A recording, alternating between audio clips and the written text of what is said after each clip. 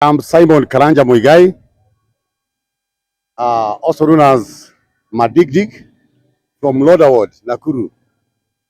Well and good. There are matters that I want to talk about, and these matters touches on none else but Mheshimiwa Ndindi Nyoro. That is a member of parliament of Kiharu constituency.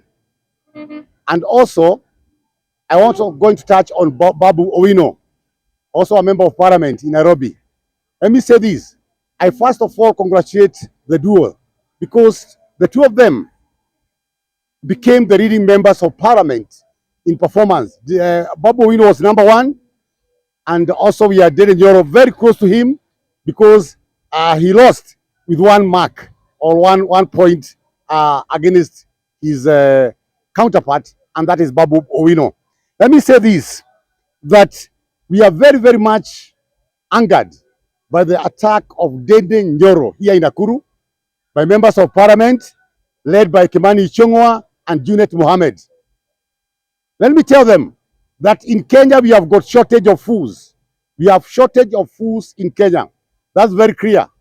Because we know very well matters touching on budgets are even taken to the entire house. After the committee sit down, it's going to get to the entire house and put the budget before the entire house, so the house can now approve the budget.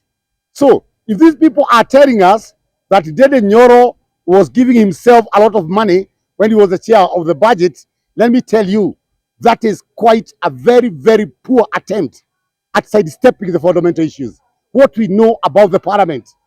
How can he do this? And the members of parliament were approving it. So this is just a mere political attack on Kiharu MP. And us in Nakuru, we want to tell people of Kiharu that we are together in Ndindi Nyoro. Na mimi nawaambia ukweli, if Ndindi Nyoro can come to Nakuru, we can elect him as member of parliament of Nakuru. Any constituency he went, whether Moro, whether he want Nakuru town, whether he want anywhere, because he has proved to Kenyans that he can perform. Then the question comes in, if Babu Owino was number one, and Babu Owino was not a chair in the budget allocation, then what can we say about this? What can we say about how did Babu Owino how was Babu Owino able to go ahead of Ndindi Nyoro? It means these members of parliament are working, and people should now stop talking about Ndindi Nyoro, and they should go what they did, how they went to Kiharu for benchmarking. They should go there back again, learn more, and do what they are supposed to do. Let me say this again, that when we say that Nyoro had never has no corruption within himself, people are saying this, oh, it is Kikuyu defending a Kikuyu. No, it is not a Kikuyu defending a Kikuyu. If the truth is there, every Kenyan should stand and defend the truth, not a Kikuyu. When we talk about this one, they say in Kikuyu, anaenda mkikuyu mwenzake. We are not after that. Let me tell you, the worst people are the Kikuyu. The Kikuyu will attack even their own if their own is not performing. And this was proven when Uhuru Kenyatta was the president. He tried to woo the Kikuyu to follow him, and the Kikuyu refused. So Kikuyu are not people to be manipulated by leadership. That's what I want to put clear. They cannot be manipulated by leadership, but they are manipulated by the performance of that leader. So Ndindi Nyoro tuwakwambia heko sana, and we know, we are quite aware that you are not the one stealing money. Hata kama Ndindi Nyoro aliiba na akapelekea wananchi, makosa iko wapi? He never used the money to build his own home. He never used the money to build his own estate. There is another MP who alikuwa anapiga mdomo bunge, and it will tell Kenyans where he took the 500 million he was given to build a bridge. Alipewa milioni 500 atengeze daraja. Hiyo alipeleka wapi? So that now he can come and accuse Ndindi Nyoro with big mouth, opened like a car bonnet. Can you shut up and leave Ndindi Nyoro alone? We see Ndindi Nyoro as a good leader. He has proved to be a good leader. And in fact, he has entertained many people. And many people are talking of him becoming our future president. Although for now, tunaambia watu wa Muranga, you should hold your horse. The race is too hot. Ndindi Nyoro should sit on waiting until we finish on 2027. And after 2027, we promise you in Nakuru, we will be in support of Ndindi Nyoro. And so, hold your horse. Again, I want to look at these two MPs, Junet and Ichung'wa. Look at Junet and Ichung'wa. They are telling us that we are members of parliament who are not able to do our work. This is what they are telling us. Why are they telling us? If you say that we approve the budget of Nyoro and he had a lot of money on his side, he had put his money on his side so that he can develop Kiaro constituency, you are telling us very well, hamujui kazi yenu wabunge. Kama unajua Nyoro ako na pesa mingi na amejiwekea pesa mingi, alafu na approve nini na kuja kutuambia kwa bunge na mdomo kubwa ati alijiwekea, then you are telling us you are not supposed and to be a member of parliament and you are not worth to become a member of parliament anymore. And I'm appealing to people from Kikuyu and other people who are being served by Junet Mohamed, reject these members of parliament who looks very blind and very sick. The other point I'm going to talk about, coming back to our local politics, which I will not forget forever, I want to talk about historical injustices in terms of employment that came in Nakuru County. Kindiki was the first, and I want to put it very clear, Kindiki was the first, he was the first governor in Nakuru, and being the first governor in Nakuru, he made his own balance. Kindiki thought that if I give a Kikuyu to be a county secretary, he is going to employ the Kikuyus, because the Kikuyu are mainly here. If I give a Kalenjin to be the county secretary, the Kalenjin is going to employ a lot of Kalenjins, and Kalenjins will be employed in large numbers in the county government. But however, our brother Kindiki did a very grave mistake without knowing. He said now the minority group we have in Nakuru is the Abagusi, and therefore he appointed an Abagusi to be a county secretary. Should I tell you now, go to every permanent employment in Nakuru County, go to every permanent employment, particularly in Nakuru City. Let me talk Nakuru City. I'm talking of where the offices are, the offices that matter. All the people employed there are the Kisi. I'm not attacking Kisi, na wanielewe vizuri, because hata kama ni Mkisi angefanyiwa vile wengine wanafanyiwa wengine, hata sisi tu, hata yeye mwenyewe angelalamika. Now they are the Kisi. Go everywhere. Go to Nawasco, Kisi tupu. Everywhere you go, Kisi tupu. Go to education, Kisi tupu. And now we asking, my friends, if one tribe, which is the minority in Nakuru County, because Nakuru County is known as a county of Kalenjins and Kikuyu being the majority, if at all one minor tribe like the Abagusi can make a total percentage of employment to be 45% alone, what do you mean by this? What happened? There's a grave mistake that was done during Kindiki regime. And now again, we are appealing to the County Assembly of Nakuru. I pray that there will come a member of County Assembly who shall stand firm and move a motion so that all this employment can be revoked and balancing of employment can be done. This has resulted to many things, because last week but one, I went to Nakuru town and I found those people working on trenches. All of them were the same tribe again. Pako na shindwa. Kumbe waliwekwa pale, ndio kibarua ikitokea county government, tena wanapea watu wao tena hiyo kibarua. Everywhere you go, ni hawa. So I'm not attacking a tribe. I want to attack wrong leadership, because the county, as the county secretary, who was a Kisi, could have seen it, that he is employing all people across the board, but not to call people who are not even voters, who never voted Kindiki as a county governor. They were called from Gusirad to come and take opportunities in employment. This is a very big mistake, and I'm calling upon all the members of County Assembly, all the MCAs, move a motion, and I'm asking the county governor, Susan Keheka, that to revoke all this employment through the County Assembly. Revoke them so that we can start afresh, because things are not the way they are going. Haiwezi kuwa hata kibarua ya mitaro ni kabila moja inachukua, sababu kabila yao ndio iko ndani ya ofisi, kabila yao ndio permanent in the offices. We are very tired of this. Again, I want to say this. If this one is going to happen, if the governor, you are going to do this, you are going to heal the heartaches of many people in the county. And apart from that one, governor, if you are not going to change, let me tell you the truth. Come 2027, we are going to change you. Tutakuonyesha hata 2027. This is what we do Kindiki. I also talk about Nakuru West constituency. In Nakuru West constituency, where we are standing now, I want to say there is bad leadership,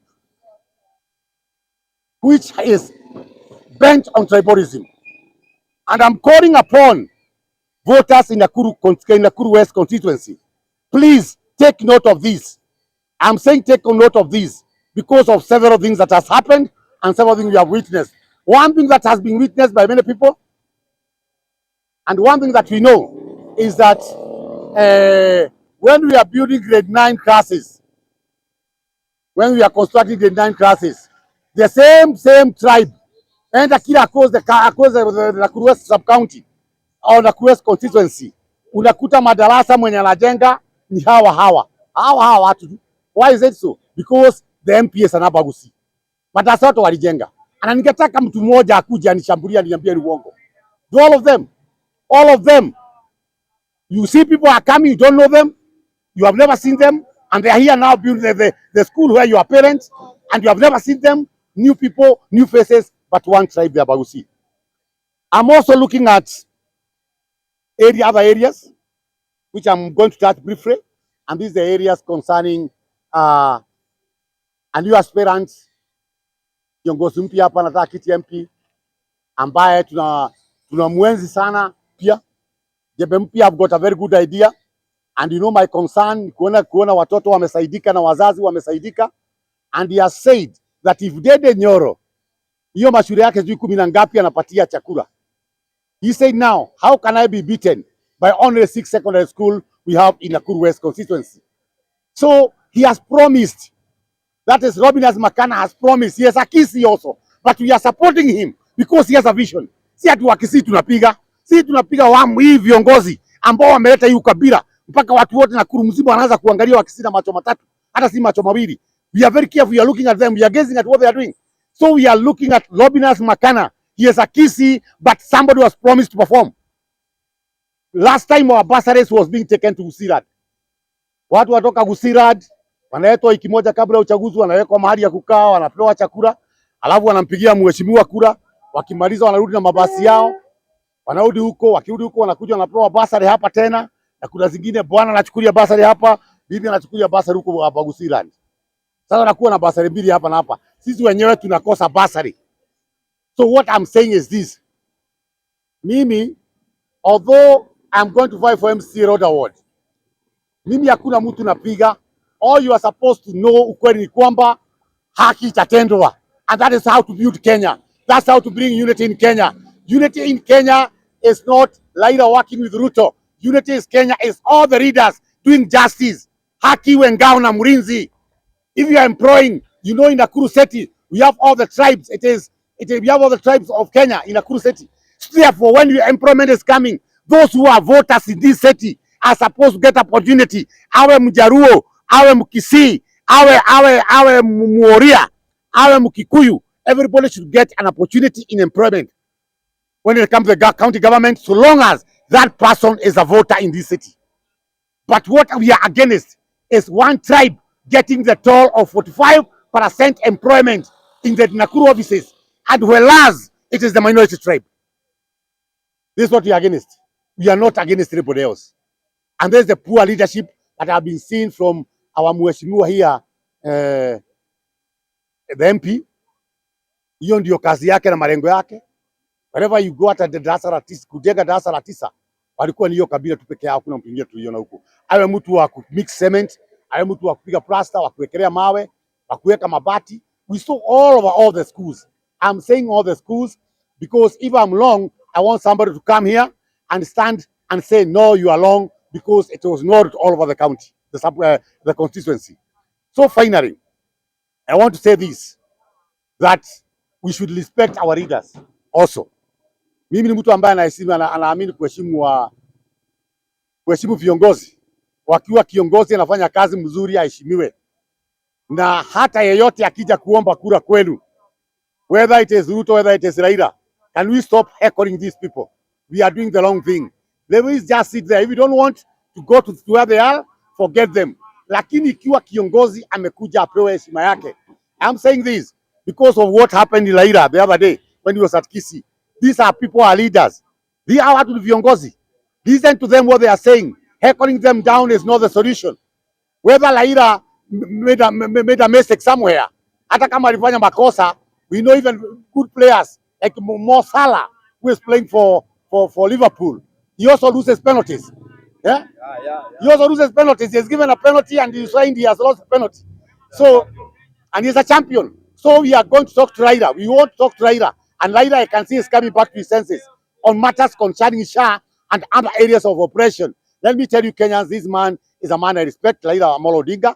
I respect him so much because he has done a lot, and we should not forget that. If there is a mistake, we should go to Raila once again and again and again, so that we can make this mistake and we can correct this mistake and Raila can move on without any problem.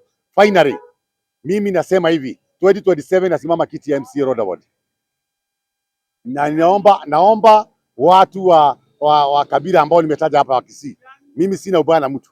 I'm supporting Lobinas Makana because he has a vision of giving our secondary school free lunch like Nyoro, and that vision is good because our bursary will no longer go to the other side of our Abagusi land. It will remain here, and we are going to use it here, and it is going to help even those students coming from Nakuru East, because some of them are coming from Nakuru East and they are coming to our secondary school.